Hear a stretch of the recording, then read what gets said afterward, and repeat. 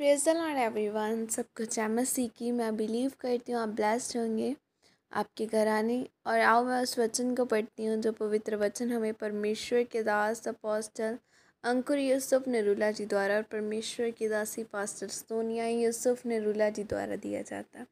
आओ मैं आप सभी लोगों के लिए उस सामर्थ से भरे और उस पवित्र वचन को मैं आप सभी के लिए पढ़ती हूँ। व्यभिचार का जाल, जैसे कि पवित्र बाइबल मत्ती 5:28 आयत में लिखा है, परंतु मैं तुमसे यह कहता हूँ कि जो कोई किसी स्त्री पर कुदृष्टि डाले वह अपने मन में उससे व्यभिचार कर चुका। आमीन।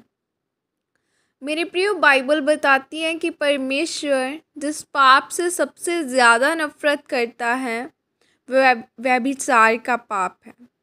वचन में लिखा है कि जब जब कोई परमेश्वर का दास गिरा है तो वो व्यभिचार के पाप के द्वारा गिरा है। जैसे कि राजा दाऊद, शिमशोन, यह सब व्यभिचार में गिरे। व्यभिचार एक ऐसा मीठा जहर है, जब व्यक्ति इस पाप में फंस जाता है तो अपनी पूरी ज़िंदगी इसी में निकाल देता है और व्यभिचार से ग्रसित व्यक्ति परमेश्वर से कभी मेल मिलाप नहीं कर पाता। व्यभिचार करने वाला व्यक्ति हमेशा अपनी शारीरिक अभिलाषाओं के पीछे लगा रहता है और इसी कमज़ोरी का शैतान फ़ायदा उठाता है। मेरे प्रियो, बाइबल बताती है कि कुछ पापों की सज़ा मौत है, जैसे व्यभिचार करना, खून करना। इन पापों को करने वालों को परमेश्वर कभी भी नहीं छोड़ता। जब हम राजा दाऊद के बारे में पढ़ते हैं, जब दाऊद ने बतशेबा के साथ व्यभिचार किया तो यहोवा परमेश्वर उससे क्रोधित हुआ और दाऊद ने उस पाप को छिपाने के लिए हित्ती उरिय्याह की हत्या करवा दी तो परमेश्वर का क्रोध उस पर भड़क उठा, जिस कारण दाऊद को श्रापित होना पड़ा। परमेश्वर ने कहा, इसे माफ़ी तो मिल जाएगी परंतु उसे सज़ा भुगतनी पड़ेगी। अगर आप पाप करोगे और उसे छुपाने की कोशिश करोगे तो परमेश्वर आपको कभी माफ़ नहीं करेंगे। व्यभिचार का जाल एक ऐसा फंदा है जिससे इंसान फंसता ही रहता है और शैतान का यह एक अचूक हथियार है। शैतान ने पूरे विश्व में इस जाल को फैलाया है। आज के समय में हर एक व्यक्ति इस जाल में फंसा है। मेरे प्रियो, बाइबल में हम देखते हैं कि परमेश्वर का पवित्र दास यूसुफ, जिसको उसके भाइयों ने उसे मिस्र के देश में बेच दिया, उसके साथ इतना गलत हुआ, फिर भी यूसुफ परमेश्वर के साथ वफादार बना रहा। जब पोतीपर की पत्नी ने यूसुफ को अपने साथ पाप करने के लिए बुलाया तो भी यूसुफ ने पाप नहीं किया, क्योंकि उसका विवेक जानता था कि व्यभिचार करना एक पाप है। इसीलिए वो पवित्रताई में बना रहा और यही कारण है कि एक दिन यूसुफ पूरे मिस्र का प्रधानमंत्री बना। आज हम देखते हैं कि शैतान इंटरनेट के द्वारा नौजवान पीढ़ी को सबसे ज़्यादा व्यभिचार के जाल में फंसाता है। प्रभु यीशु मसीह ने कहा है कि अगर तूने अपने मन में किसी भी स्त्री के बारे में गलत सोच लिया तो तूने उस अपने मन में व्यभिचार कर लिया। आपका अपनी सोचों और शारीरिक अभिलाषाओं पर नियंत्रण होना बहुत ज़रूरी है। मेरे प्रियो, बाइबल बताती है कि पाप की मजदूरी मृत्यु है।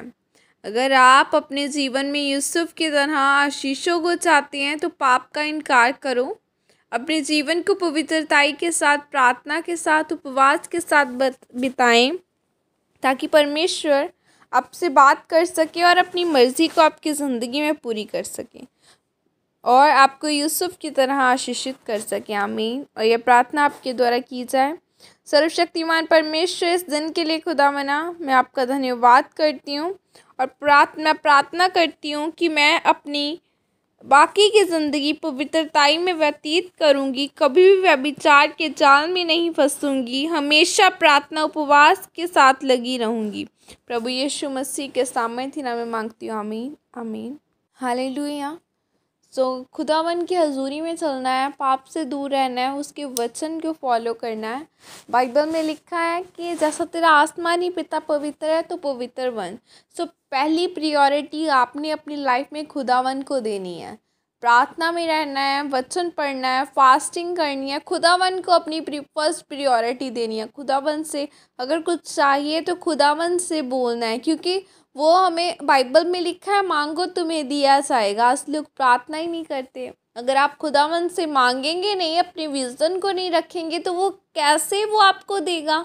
फिर लोग कहते हैं हमारी लाइफ में परेशानी है, हमारी लाइफ में पता नहीं ये क्यों हो रहा है, हम तो परमेश्वर में सीधी रीति से भी चल रहे हैं। हालेलुया। हन्ना ने भी अपनी ब्लेसिंग को ऐसे ही नहीं लिया। वो रोई कुड़कुड़ाई, उसने कुछ नहीं पाया, उसने सब कुछ छोड़ दिया। लेकिन जब उसने कहा खुदावना तू मुझे दे, मैं तेरे लिए दूंगी, तब खुदा ने उसे दिया। और जब आप अपनी ब्लेसिंग में आप जो भी आपके पास है उसमें भी आप खुश रहते हैं, आनंदित रहते हैं कि खुदावन ने हमें दिया है, मैं परमेश्वर आपका धन्यवाद करता हूँ और मैं इसी में से अपना बीज देता हूँ। तो खुदा आप जितने में वफादार होंगे, खुदा आपको 10 गुना और आशीषित करेगा, वो आपको बेस्ट जॉब्स देगा।